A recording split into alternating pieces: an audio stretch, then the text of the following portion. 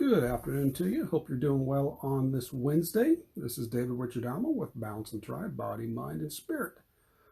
So let's go off, mostly kind of go off the mindset. It's always there. Let's talk a little bit about some of the body. One of the areas I consider the body, which is you're dealing with the body, you got fitness, nutrition, and rest. Let's go with the fitness portion of it. Of course, with the way COVID's going down, a lot of the gyms were locked down, and most of them, I think, have opened back up now. However, a lot of people use not being at the gym as an excuse to not train, to not do anything. And there's a fine line between excuse and a reason. And actually goes back up to that mindset, which I know I went through this when I was going through the cancer, which I'll cover in just a moment.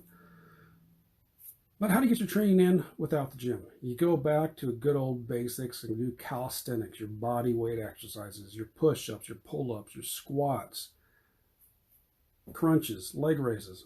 There is a plethora of exercises you can do using just body weight alone. And if you don't think you can get some benefit out of it, go on YouTube and look up calisthenics or body weight and look at what some of the guys and the gals are doing. They're doing feats that I'm not able to even come close to. And their physiques, something else. But with body weight, and there's push-ups, there's always a way to make them harder, and there's always a way to make them easier. Give you a quick rundown. A lot of this comes from the Combat Conditioning by Coach Paul Wade. Push-ups.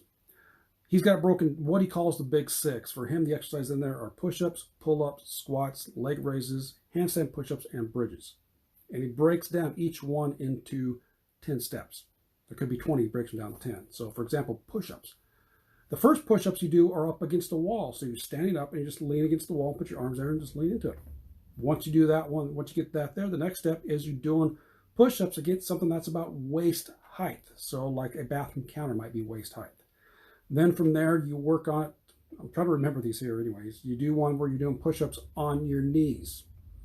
Then you're doing standard push-ups, but you're only going halfway down. So you might put a basketball here and you go down until you touch the basketball, come back up. And then you're doing full push-ups. And then from there, you're doing push-ups where one arm's on a basketball, medicine ball, and the other arm's on the ground. So you do them that way. And then you're doing half one-arm push-ups, and you work yourself to one-arm push-ups eventually, if you even go that far. Pull-ups. There is what's called recline rows or down under rows, where you're basically laying parallel to ground and you're grabbing a bar just above you. So you're basically laying, you're lifted up, and you're grabbing different positions. You get them that way there. Then from there, you can do assisted pull-ups to where you have the pull-up bar or chin-up bar, and either you use your legs to kind of help brace you up, or you have a band to help lift you up. So there's a variety of ways to go through and do this. Squats.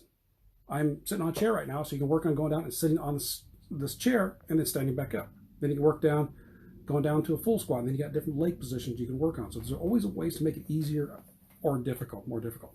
Now I want to touch a little bit on the mindset, because a lot of people might think, okay, if I'm not in the gym, I'm not able to work out, I can't get a really good workout. And one, if you followed me for a while, I've mentioned this before, is don't listen to the gym, not made on the gym. And life does happen, but don't use that as an excuse not to work out at all. You got to have something to be able to do on your own. For me, when I was recovering from the cancer surgery, I wasn't able to work out, do resistance training. And mentally, this is where that mindset comes in. This was a difficult part, because if I couldn't do the resistance training, I didn't want to work out. I could have been on the exercise bike. I could have walked on the treadmill. I could have done stretching. I could have done joint work.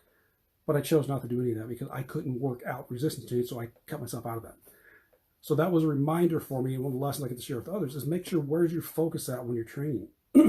I know when COVID first kind of started up, a friend of mine chatted on Facebook, and one of the ideas was that she could go to the gym, she didn't want to work out. And because of what I learned, it's like, okay, where's your mindset? Are you thinking about the results you're going to get, as in a healthier, stronger by doing whatever activity? Or are you thinking about just being in the gym?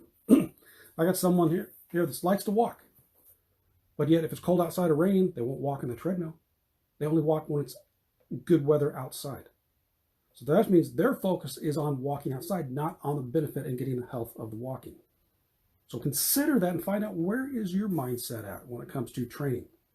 And I do call it training. Just like they call it training camp, they don't call it exercise camp, because some people with exercise, people go through the motions and that's all they do. They're not focused. They're not actually getting much out of it. They're just going through the motions. It's training. So get your training.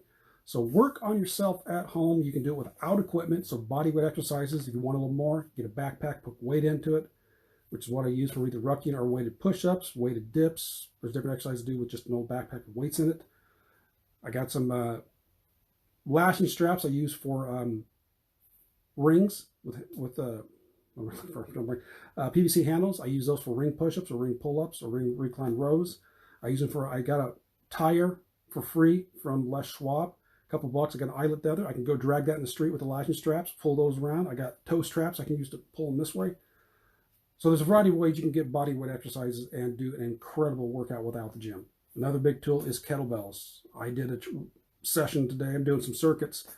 It was max pull-ups coupled with one-arm kettlebell by 5 reps snatches. Max split pull-ups, I changed to chin-ups, and then a round of 5 one-arm kettlebell clean and jerks per side. I did that for 3 rounds. So not much space, but yeah, there is a lot of workout you can do without the gym. If you got the gym, you need to go there for the space. It does help out to sometimes have that social environment around, but don't let that be your limiter to be the only place you can work out.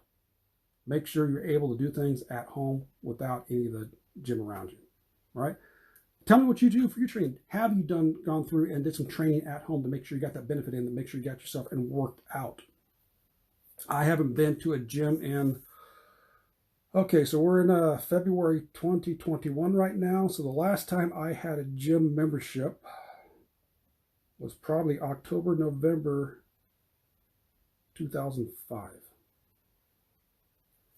And I have no desire to go back to a gym again. I've learned and really enjoy being able to be in the garage. I don't have to travel anywhere. I don't have to, I can just walk out in the garage and my space. Okay, it's already getting longer than what anticipated. The space I have roughly there's a piece of carpet out there which is about 8 by 12. I don't have full access to the entire thing. I got a pull-up bar made out of PVC pipe because I used to have to break it down when I went to the horse shows.